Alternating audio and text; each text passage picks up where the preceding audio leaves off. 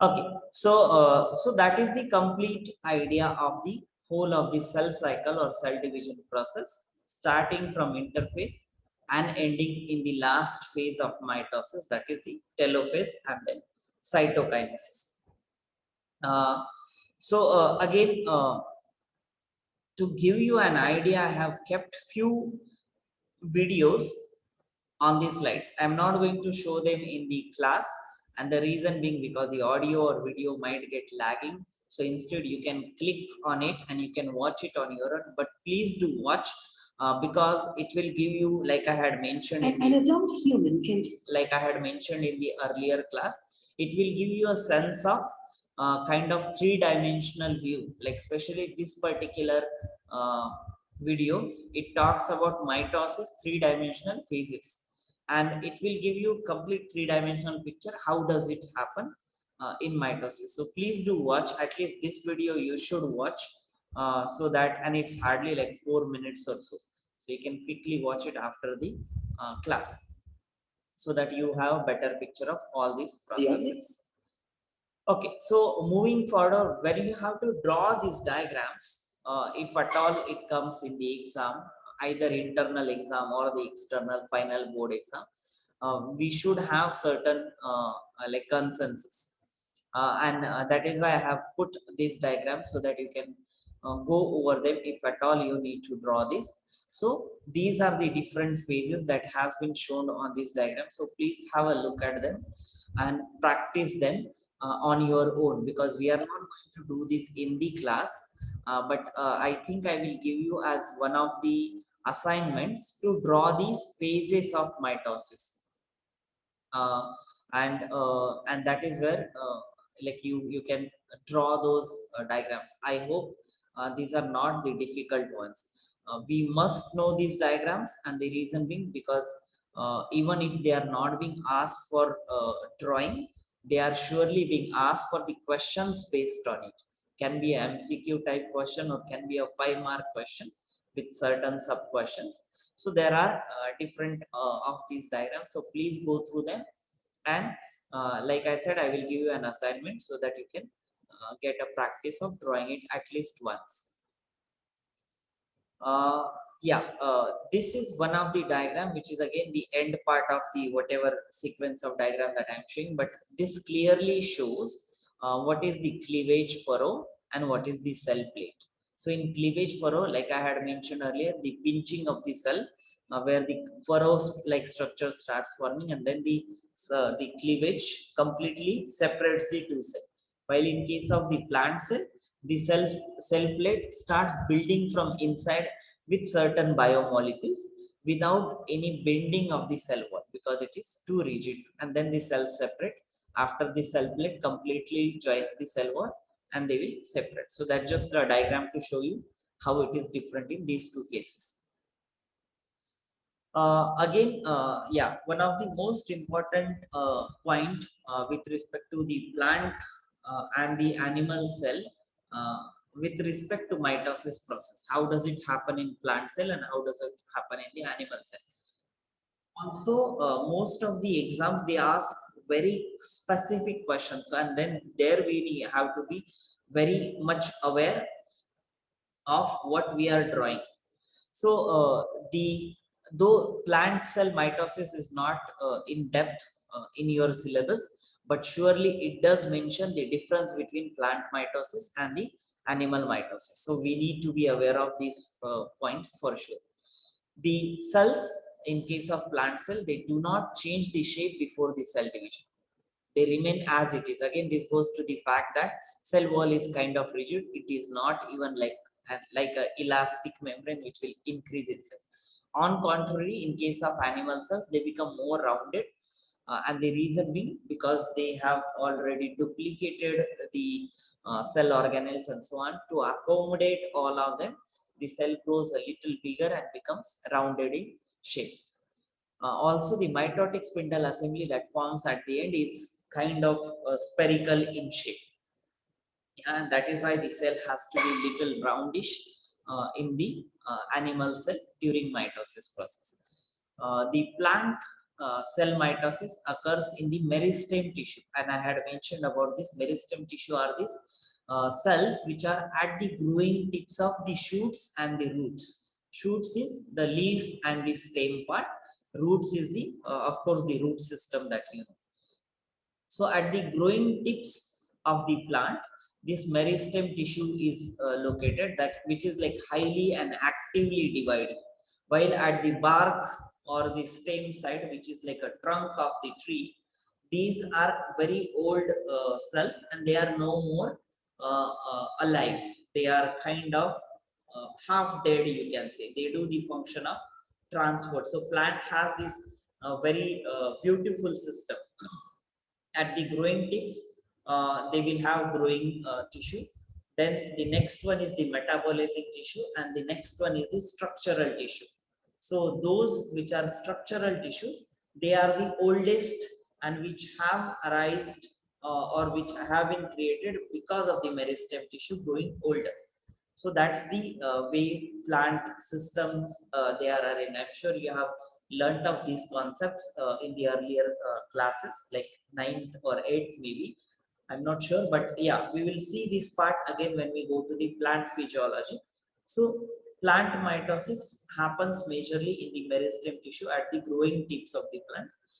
While in case of animal tissues or animal cell, the mitosis happens at all the time and in all the tissues. All the tissues again except the gametes. Okay, all the tissues does not mean that in gametes also this happen. Gametes exception is an exception for the mitosis process because there meiosis happens.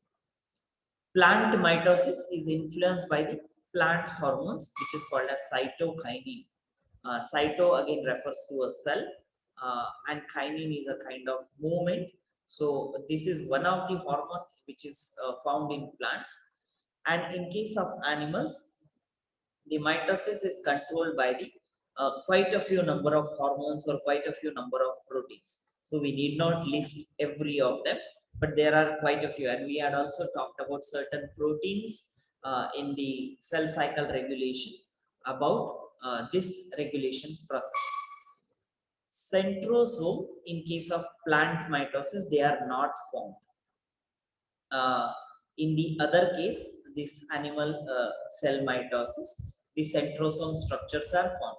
You remember centrosomes, they are made up of centrioles, which are located at the pole.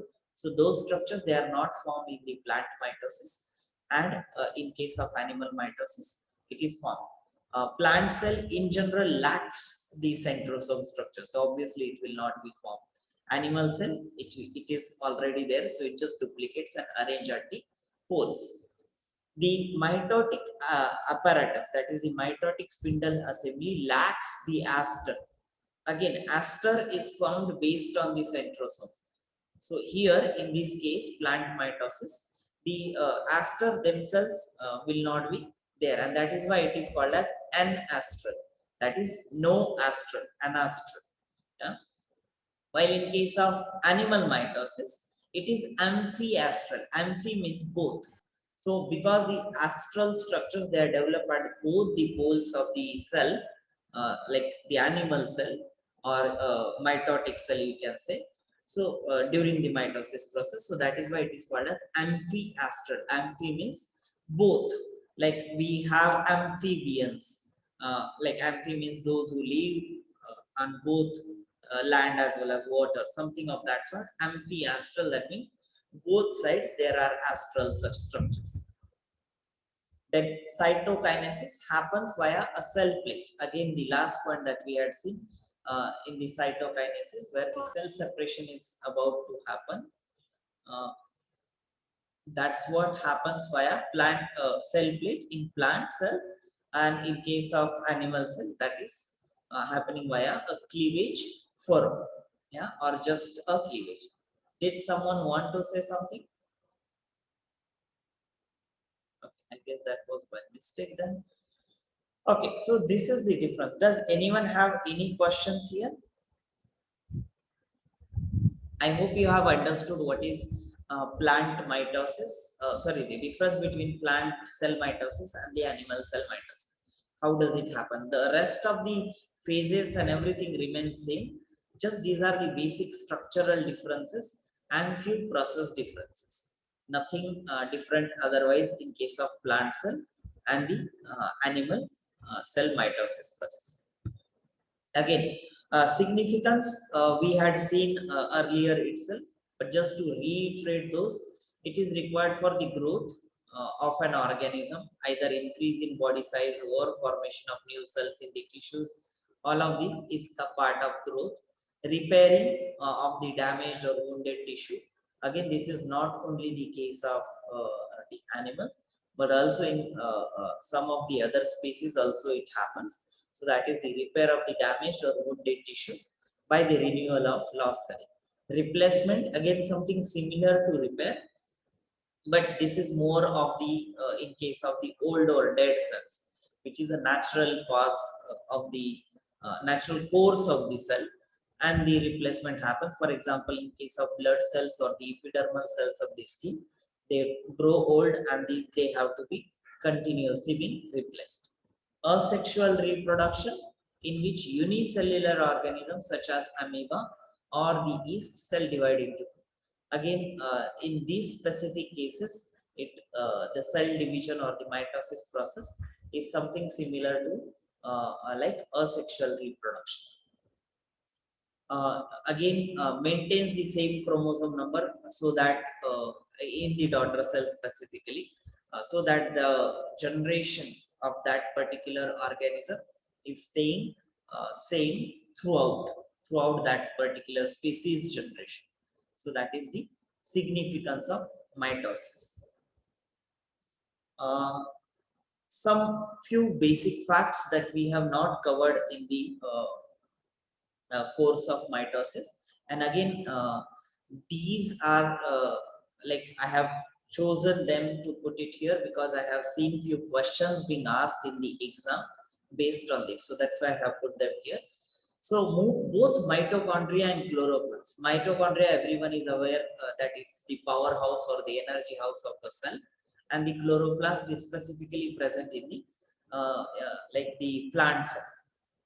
So both of these, they have their own DNA, and this DNA is apart from the nuclear DNA. Whatever in nucleus we have chromatin, chromosome, this is separate, and mitochondria will have its own DNA in animal cell, and chloroplast in plant cell will have its own DNA, and they are located in the mitochondria and chloroplast respectively, and not in the nucleus. Yeah, nucleus will always have its own DNA, no doubt about it. But apart from that, in addition, mitochondria will have a small stretch of DNA located within mitochondria, and same with the chloroplast.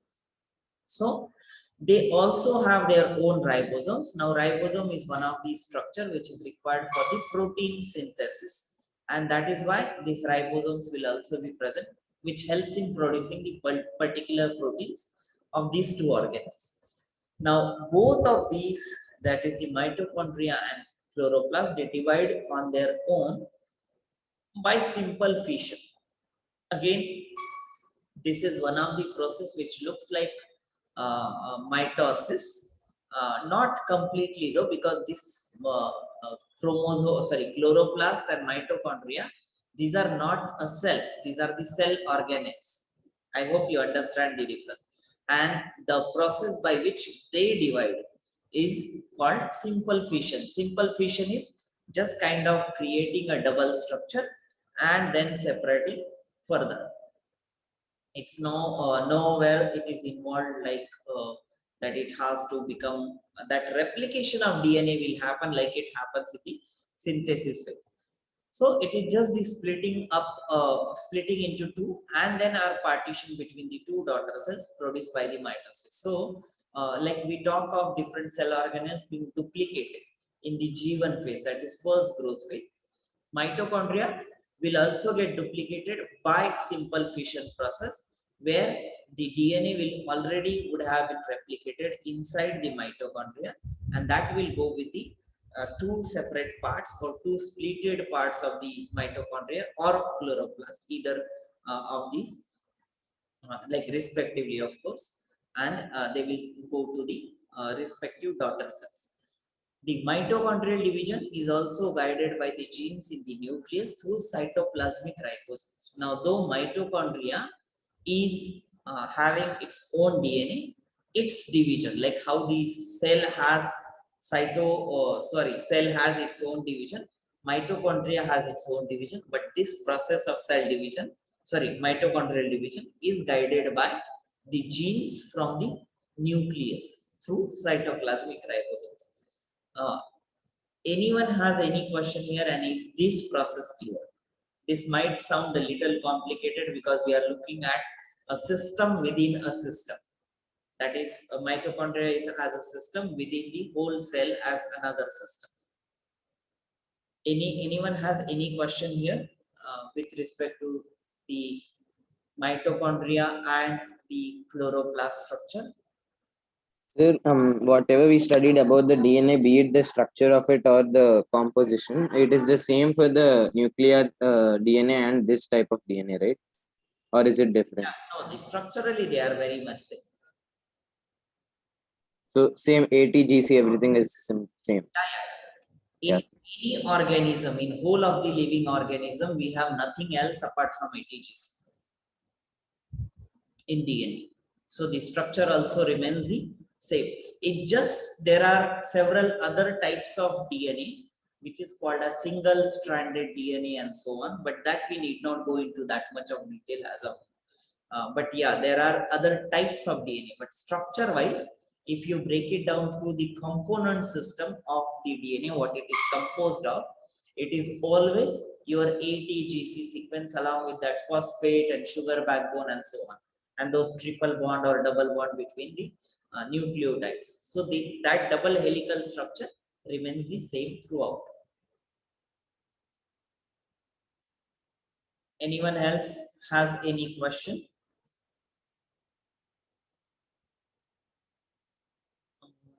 I'm not sure if I should start this one.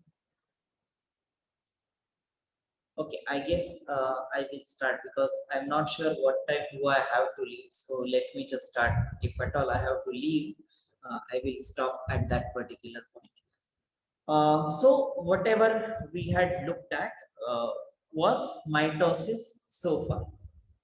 And we know the second type of division which happens in the gamete or sex cells is meiosis, which is also called as reduction division. Mitosis is called as equational division because equal number of chromosomes are being passed to the daughter cell. Meiosis is called reduction division because half the number of chromosomes they are being passed to the daughter cell. So meiosis is used for production of gametes, specifically the sex cells, which is sperm and eggs in case of human. And the goal is obviously to make daughter cells with exactly half uh, as many chromosomes as the starting cell. So again, while I was reading yesterday, I don't know if I had mentioned this earlier. This daughter cell is not referring to the feminine gender at all. Also, whenever we say parent cell or mother cell, that also does not signify the gender of the cell. It is just a term that is being conventionally used. Okay. So please do not associate this daughter cell or mother cell or parent cell with any of the genders. It is just the terminology being used. Like a kind of analogy, you can say, like how with respect to human being. So meiosis in human is a division process that creates haploid cell. Now we had seen what is ploidy. Ploidy was the number of chromosome. Then we had seen diploid, that is double two sets of chromosome, and haploid is the single set of chromosome. So in meiosis, it is a division process that creates a haploid cell at the end of the division from a diploid cell. Originally, all our cells in the body, they are diploid. In our body, if at all there are any haploid cells, they are only sperms in male and the eggs in female. Otherwise, we do not have any haploid cells in our body. Yeah. So very clearly we should know this, that in our body only sperm and the eggs in male and female respectively. These are the only haploid cell. Otherwise, we do not have any haploid cell. So let's say you take a cell from the brain, or a cell from a kidney, or cell from a heart, or any of the organ, we always have diploid cells. So in humans, the haploid cells are they are made in the meiosis, and these are sperms and the eggs. Very specifically, when a sperm and the egg fuses in the fertilization, that is one haploid cell and the another haploid cell, when they fuses, they form a diploid zygote. I hope you are understanding this process. Again, this is a part of reproduction, which we will see in that particular chapter. But this brief idea of completion of the meiosis process by a haploid sperm fusion with the haploid egg will form a diploid set of zygote.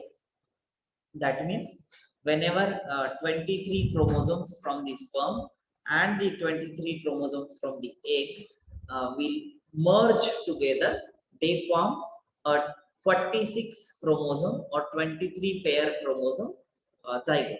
So that is the, and that's how when we say we have half set of genes from the father and half set of genes from the mother. So that's what it refers to. Meiosis is a reduction division process. Like mitosis was 4 stages and one set of that reaction, while meiosis is 4 plus 4, and this 4 plus 4 happens in 2 steps. So that is how it is reduction division. How does that happen? We'll see in brief only. So homologous pairs. Now homologous chromosomes, if you remember, I had mentioned chromosome number 1 from the male, chromosome number 1 from the female, when they are together, that will form a homologous chromosome. So they are called because they have the same function and they are just the replica of a certain chromosome number. So that is the homologous pair. They separate during the first round of cell division, called as meiosis 1. And this meiosis 1 has your 4 stages, that is your prophase, metaphase, anaphase, telophase, and they are respectively called as prophase 1, metaphase 1, anaphase 1, and telophase 1. And the sister chromatids, now after this meiosis 1, the sister chromatids are formed and they separate during the second round, which is called as meiosis 2. Again, this meiosis 2 is composed of 4 stages, that is prophase 2, metaphase 2, anaphase 2, and telophase 2. So that is how it happens. Now, since cell division occurred twice during the meiosis, one starting cell can produce 4 gametes or 4 eggs or 4 sperms. That is the process. So in mitosis, one parent cell or one mother cell gives rise to 2 daughter cells. In meiosis, one parent cell or one mother cell will give rise to 4 gametes or 4 daughter cells, you can say. Yeah. How we will see here. I have kept 2 different diagrams just to explain you the whole process in the brief. Again, like I said, the stages of meiosis 1 and meiosis 2 happens to be the same like mitosis. The process, everything else is similar, like mitotic spindle formation, holding onto the kinetochore, pulling apart of the structure, and everything that remains same. It is a two-way, two-step process. So in meiosis 1, what happens is these are the chromosomes which are present in the prophase 1, which are condensed, becomes thick and compact, and then they are attached to the kinetochore structure. Now, before they attach to this kinetochore structure, obviously the mitotic spindle assembly and everything has been formed, and at the end you get these 2 daughter cells. Yeah, and if you see, earlier there were 4 cells, here there are 2 cells. Now how does it happen? Now instead of each chromosome joining at this stage, what happens is both these chromosomes, which are homologous, chromosome 1 from the male and female, they join together, they form a pair. Now, pair means two chromosome structures are there. Yeah. So that is, there will be four sister chromatids and two chromosomes arranged on physically on top of each other. There is no chemical interaction there. They are just physically overlapping with each other, and then they are being separated by the uh, process of meiosis 1. So in mitosis, what we had seen was individual chromosome gets separated into sister chromatids, right? In meiosis 1, it is not the individual chromosome separating into the sister chromatid, rather it is the pair of chromosome getting separated into a pair of sister chromatids. I hope the difference is clear between mitosis and meiosis 1. And that is why at the end what you get is the uh, two daughter cells with half the number of chromosome, right? So only the first stage of mitosis, that is meiosis 1, is the reduction. In the meiosis 2, which is the second step, and I'm not talking of the phases, but just this meiosis 2 as one complete step, that is exactly same as your mitosis. So that means here there is no reduction happening. If we have four chromatids, they are getting distributed into the daughter cells, which has individual sister chromatids. Yeah, that's the only process. Again, spindle formation, mitotic assembly formation, mitotic spindle assembly formation, pulling of the sister chromatids with kinetophore. This process remains same. Here, there is no change. Only the meiosis 1, there is a little bit of change with respect to the homologous pair being pulled apart together, and they form at the end the pair of the sister chromatid at the end of the meiosis. And then this continues further in the meiosis 2, where the individual sister chromatids, they separate further, forming the reduction division. So if you had four chromosomes at the start, what you have is a single set of the sister chromatids or a pair of sister chromatids at the end of the meiosis process. And again, I said, like this is not the complete idea that I'm giving you. There is quite a lot to it. For example, there is a crossing over that is also happening. We will see this what crossing over is, but just to give you a brief idea here itself, which happens in meiosis, that let's say we have these chromosomes or sister chromatids in the cell. They are arranging themselves into this chromosomal structure after duplication, right? That is the synthesis phase has happened in the interphase, which causes the condensation later, forming these four chromosomes. And now if you see, this was the red chromosome. Now I will take the name as a color coded chromosome. Red chromosome has this white part, otherwise either it was only white or completely red. So this swapping of this portion now, and the white chromosome has got certain red part, right? White has got red part, red has got certain white part. So this swapping of the chromosome in small portions to the other chromosomes, which are still homologous chromosomes, that is what is one of the very, very important stage in meiosis. And at the end, what you see is not the same chromosomal structure which you had at this time. So you had either white or red, and now what you have at the end is red mixed with little bit of white, or white mixed with little bit of red. And I'm using layman's terminology here because it will be just simpler to understand, because we don't want to go into that much of depth.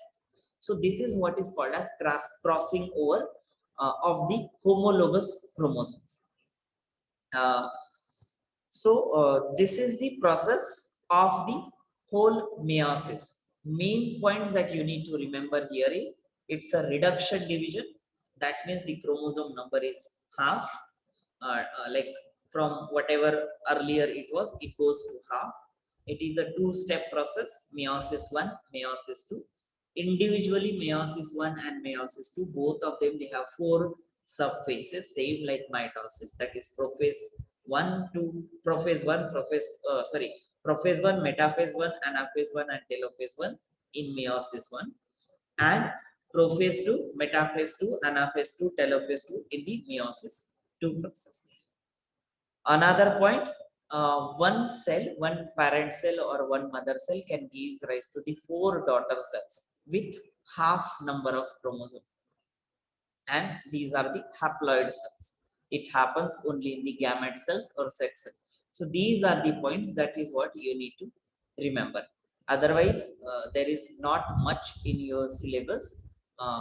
And I hope at least you have some idea of what meiosis looks like. Again, if you want to clarify this more, you can watch a video. I will try to put it on the slide so that you can watch the video of the meiosis, just for the understanding, not for the exam preparation also, but because it is interesting to know something extra. So I will keep a video, you can watch it later. So this is the meiosis process. Any question here? Anyone?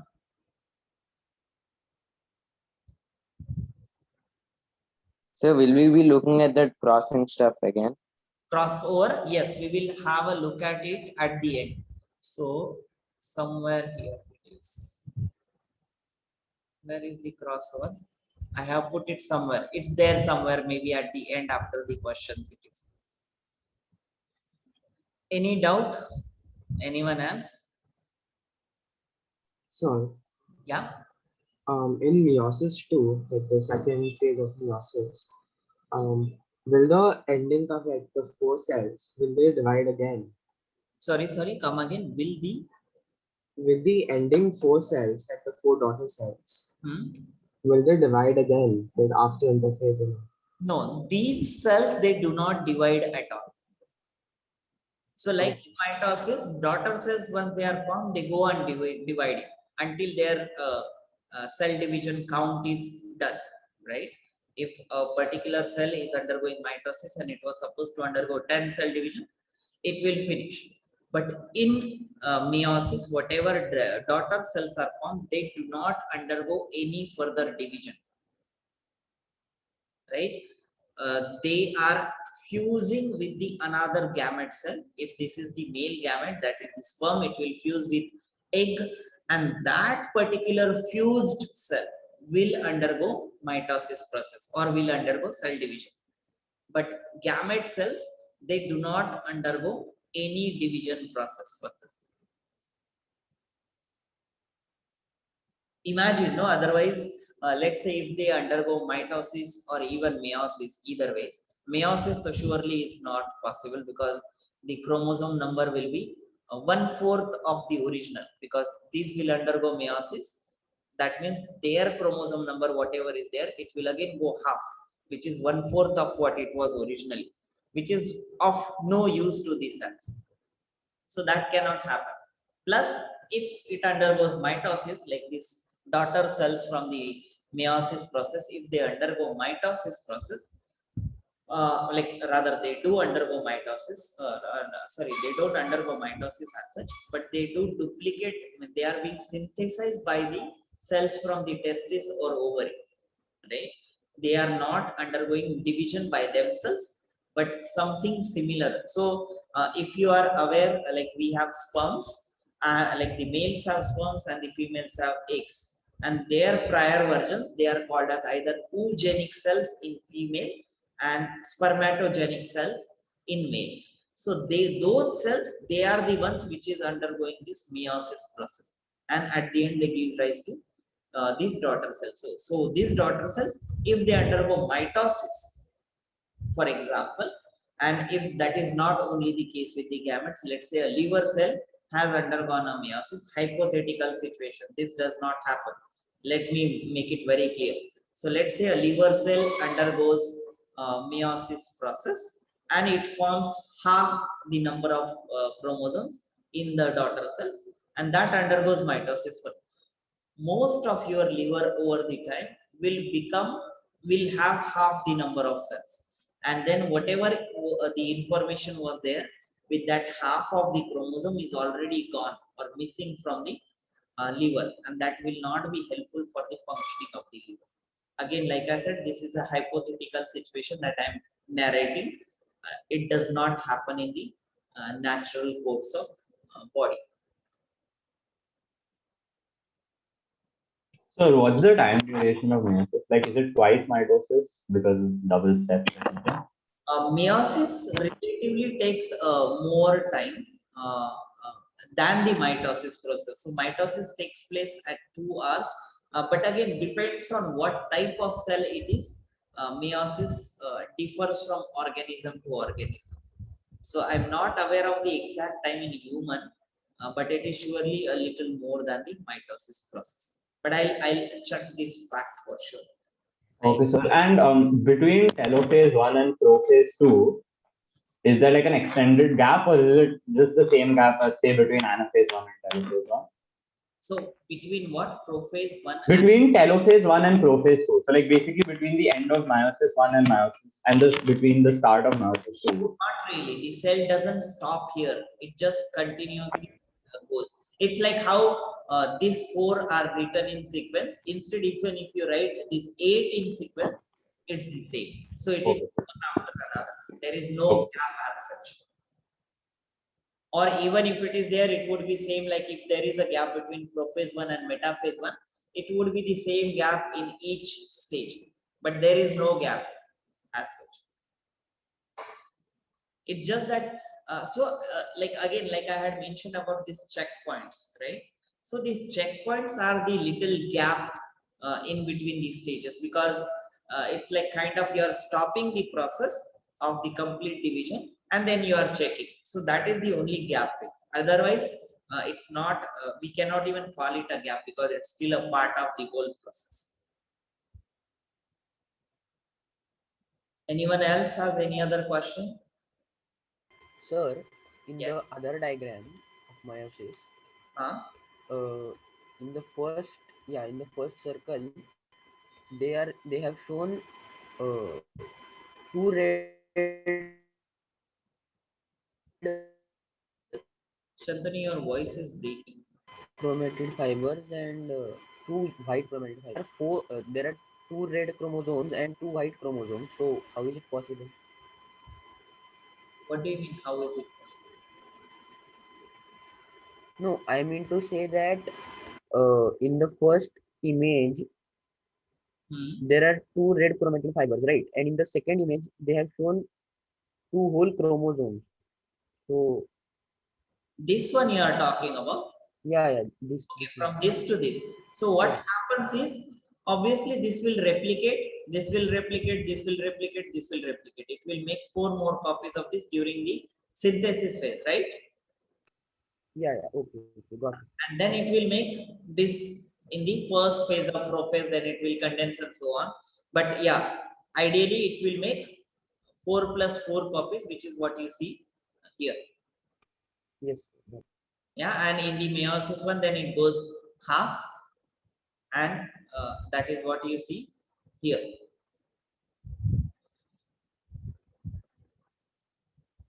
Okay, so if there are no further questions, I will prefer to stop here. We will continue with this same topic, what exactly in little bit of detail, whatever is part of the syllabus, and then we will talk about it. Okay, so let me pause.